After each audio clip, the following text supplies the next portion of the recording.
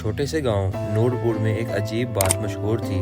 ایک سیاہ بلی جسے سب زار کے نام سے جانتے تھے ہمیشہ کسی آفت سے پہلے نظر آتی تھی۔ گاؤں کے کچھ لوگ اسے منحوس سمجھتے تھے جبکہ کچھ کا ماننا تھا کہ وہ در حقیقت گاؤں کی حفاظت کر رہی ہے۔ عالیہ جو کہ ایک 11 سالہ نڈر اور تجسس بھری لڑکی تھی ہمیشہ سوچتی کہ زار کے پیچھے کیا راز چھپا ہے۔ وہ دوسروں کی طرح اس سے ڈرتی نہیں تھی بلکہ اس کے بارے میں جاننا چاہتی تھی۔ ایک دن گاؤں کے کنویں میں ایک نوجوان بچہ گر گیا۔ لوگ مدد کے لیے دوڑے مگر یہ حادثہ ہونے سے پہلے زار کو وہیں دیکھا گیا تھا۔ عالیہ نے فیصلہ کیا کہ وہ بلی کے پیچھے جائے گی اور دیکھے گی کہ وہ ہر حادثے سے پہلے کیسے موجود ہوتی ہے۔ اگلی رات چاند کی مدھم روشنی میں عالیہ نے زار کو گلی کے کونے پر بیٹھے دیکھا۔ جیسے ہی بلی چلنے لگی عالیہ بھی دبے پاؤں اس کا تعاقب کرنے لگی۔ بلی گاؤں کے پرانے کھنڈرات کی طرف جا رہی تھی جہاں کوئی بھی جانے کی ہمت نہیں کرتا تھا۔ کھنڈرات کے اندر پہنچ کر زار ایک پتھر کے ستون پر چڑھ گئی اور اچانک زمین کے نیچے سے ایک روشنی نکلی۔ عالیہ حیرانی سے دیکھنے لگی۔ اس کے سامنے ایک قدیم دروازہ تھا جس پر عجیب سے نشان بنے ہوئے تھے۔ زار دروازے کے پاس بیٹھ کر عجیب سی آوازیں نکالنے لگی جیسے کسی کو بلا رہی ہو۔ اچانک دروازہ خود بخود کھل گیا اور عالیہ نے اندر قدم رکھا۔ اندر دیواروں پر پرانی تحریریں لکھی ہوئی تھیں جن میں بلی کی کہانی درج تھی۔ زار صرف ایک عام بلی نہیں تھی بلکہ یہ اپنی 9ویں اور آخری زندگی جی رہی تھی۔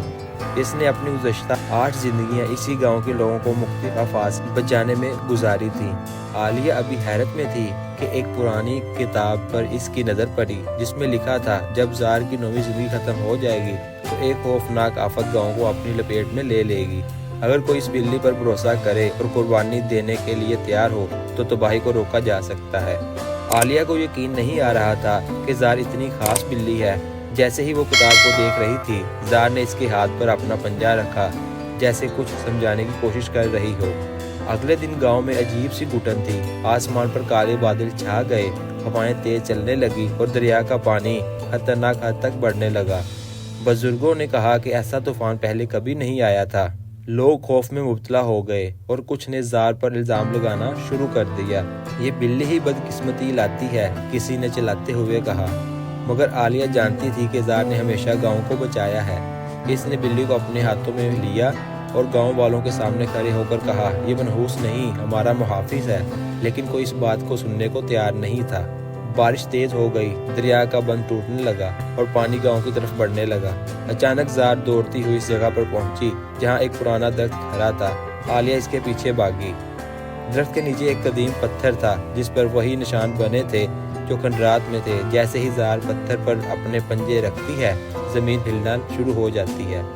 عالیہ حیران نظروں سے دیکھتی رہی جب زمین نے ایک گہرا شگاف کھول دیا اور پانی کا بہاؤ کسی اور طرف مڑنے لگا۔ گاؤں بچ گیا مگر زار کمزور ہو کر زمین پر گر گئی۔ عالیہ نے زار کو اٹھایا۔ وہ جانتی تھی کہ بلی نے اپنی آخری زندگی گاؤں کو بچانے میں لگا دی تھی۔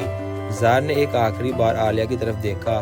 آنکھوں میں ایک عجیب سی چمک تھی اور پھر آہستہ آہستہ اس کی سانسیں رک گئیں۔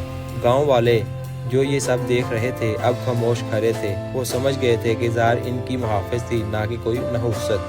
عالیہ کی آنکھوں میں آنسو تھے مگر وہ جانتی تھی کہ زار ہمیشہ زندہ رہے گی اپنی بہادری کی کہانیوں میں اور لوگوں کے دلوں میں۔ چند دن بعد جب گاؤں معمول پر آ گیا عالیہ کو اپنے دروازے کے پاس ایک ننھی سیاہ بلی بیٹھی ملی۔ وہ حیرانی سے مسکرانے لگی۔ زار! شاید زار کا نیا جنم ہو چکا تھا یا شاید یہ قسمت کا ایک اور کھیل تھا مگر اس بات پر یقین نہیں تھا جب تک یہ بلی یہاں ہے نورپور ہمیشہ محفوظ رہے۔